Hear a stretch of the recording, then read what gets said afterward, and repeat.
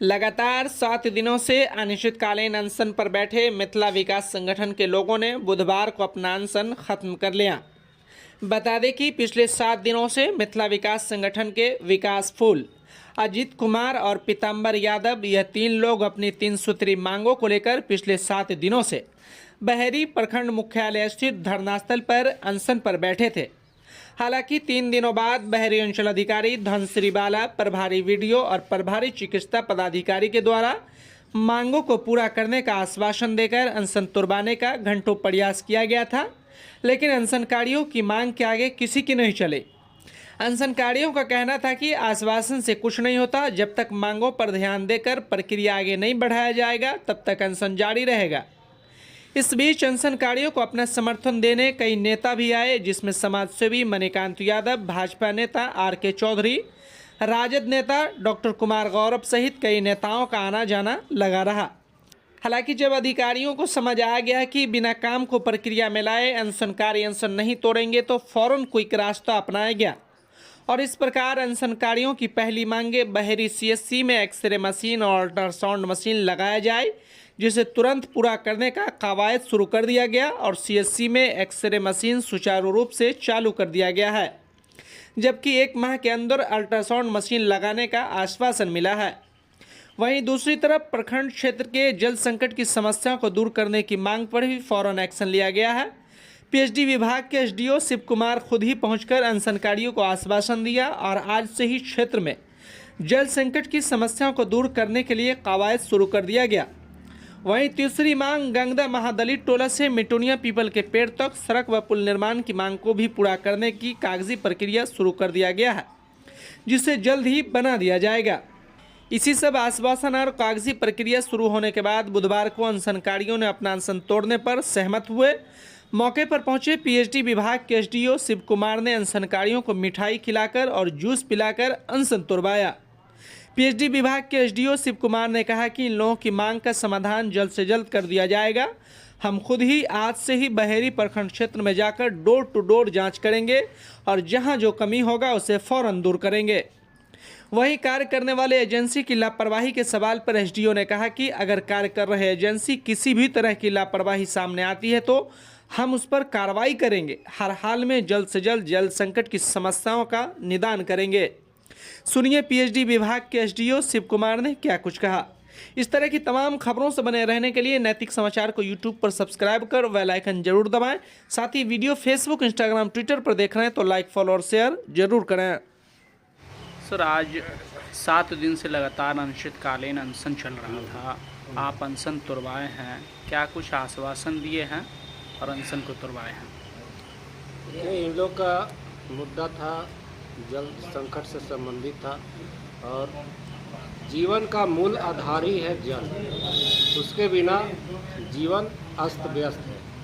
और इन लोग को ऐसा लगा जगह जगह पर कुछ परेशानियां हैं और जिसके वजह से इन लोग को लगा भी कि दिक्कतें हैं। लोगों के बीच में पानी पीने का समस्या आ रही थी, कई जगह पाइपलाइन भी है, कहीं क्षतिग्रस्त है पूरी तरह से।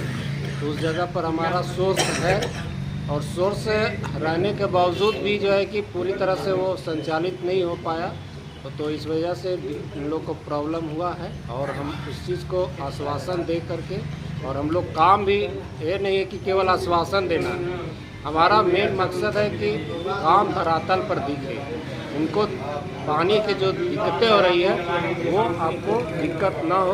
हम इस मुद्दे पर बात करके और सारे लोगों को आश्वासन दिए और हम अभी से ही इसके पीछे अभी तुरंत हम जा कर के जगह पर स्थल पर जा कर के सर्वे करेंगे और सर्वे करने के बाद उसका जो भी प्रॉब्लम है वो सारी नोट करके हम अगले दिन से वहाँ टीम लगा करके सामान को व्यवस्थित करके टीम लगा के वहाँ पे सारी मरम्मती करके या फिर नया चीज़ लगाना हो नया लगाएंगे, पुराना अगर टूट है तो उसको मरम्मती करके हर जगह पानी पहुँचाने का आश्वासन दिए और करेंगे। धरातल पर भी ये चीज़ जिस तरह से सर आपके विभाग के द्वारा बताया गया कि बहेरी में जल की समस्या को दूर कर दिया गया है, लेकिन इन लोगों का 7 दिनों से लगातार अनशन था जल की समस्या को लेकर।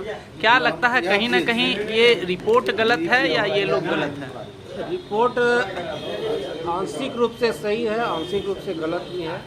देखिए, जिस समय ये हम लोग को हैंड ओवर लिया गया, पहले पंचायती राज विभाग के द्वारा ये संचालित और निर्मित योजनाएं थी, जिसमें हम लोग पीएचडी विभाग में इसे हस्तांतरित किया गया, जिसमें एज इट वेयर करके ये लिया गया। मतलब जो जिस स्थिति में है योजना, उस स्थिति में हम लोग को ले लेना था, चाहे तो वो धरातल पर अधूरी हो या टूटी फूटी हो, बंद हो या चालू हो या क्षतिग्रस्त हो। जिस अवस्था में था उस अवस्था में हम लोग को लेना था।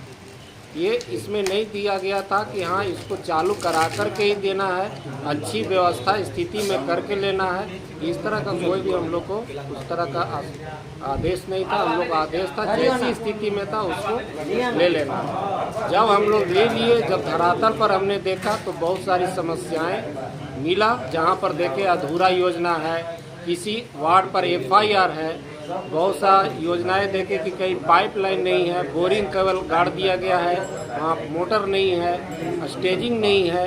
तो वहाँ पर हम लोग को काम करने में परेशानियाँ हुआ और हम लोग को वैसी जगह पहले चिन्हित किया गया जहाँ पर हमारा सोर्स नहीं है, योजनाएं बंद है।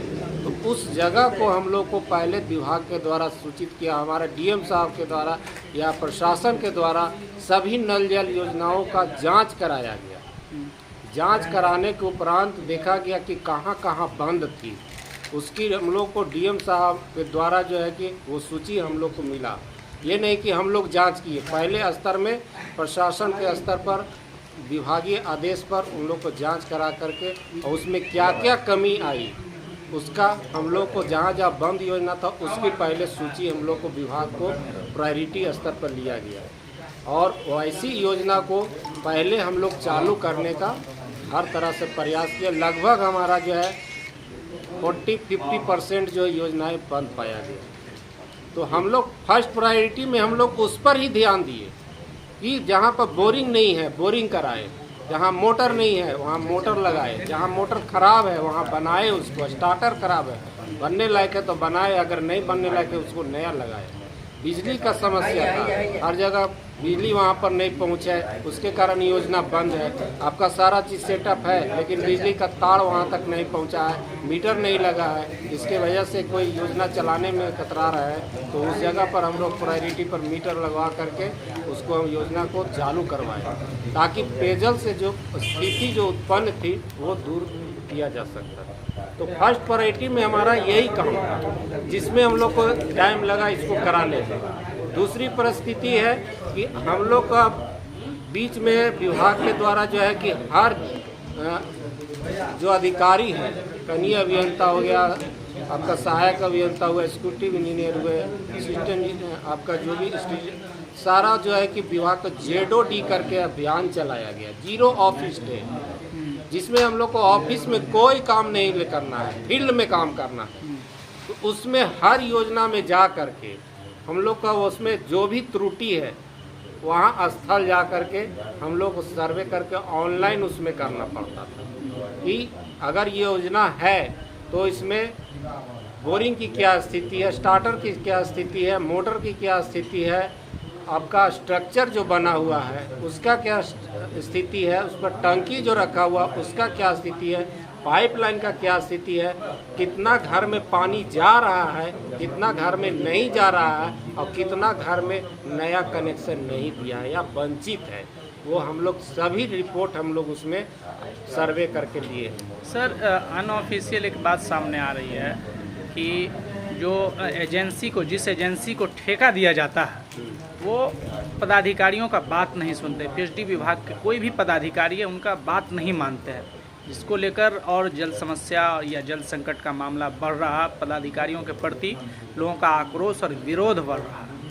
देखिए, कोई भी एजेंसी रहते हैं तो वो किसी SOP या नियम के अंदर बंधे हुए रहते हैं और वो अगर हमारी बात को ही नहीं समझेंगे तो वो गलत बात है। अगर वो नहीं समझेंगे तो हमारे पास पावर है कि उनको कार्रवाई किया जा सकता है। अगर 1-2 बार हम लोग इंटीमेशन देते हैं, 3 बार, कि ये अगर काम करने के ऑर्डर दिए और अगर काम वो समय पर नहीं किया गया तो उसके प्रति हम लोग अर्थदंड भी लगाते हैं, और उसके अनुसार अगर वो भी नहीं कर पाते हैं तो उसके आगे भी हम लोग दीवार का प्रोसेस, और दीवार करने के बाद उसको जो है कि ब्लैक लिस्टेड का भी हम लोग काम करते हैं। तो ऐसा स्थिति नहीं है अभी। हम लोग का थोड़ा सा एट ए टाइम हम लोग को काम मिला है, तो हर जगह का स्थिति बना हुआ है, वही प्रॉब्लम है। और एट ए टाइम सभी जगह का प्रॉब्लम है, और एट ए टाइम हम लोग एक बार नहीं कर सकते। तो ये उत्पन्न तो समस्या एक साथ हुई, लेकिन इसका सॉल्यूशन धीरे धीरे ही होता है। तो इस वजह से जो है कि हम लोग को थोड़ा समय चाहिए, समय लगेगा, और आने वाले समय में हम ये पेयजल का जो स्थिति है इस दरभंगा जिला में आपको नहीं मिलेगा। Thank you sir.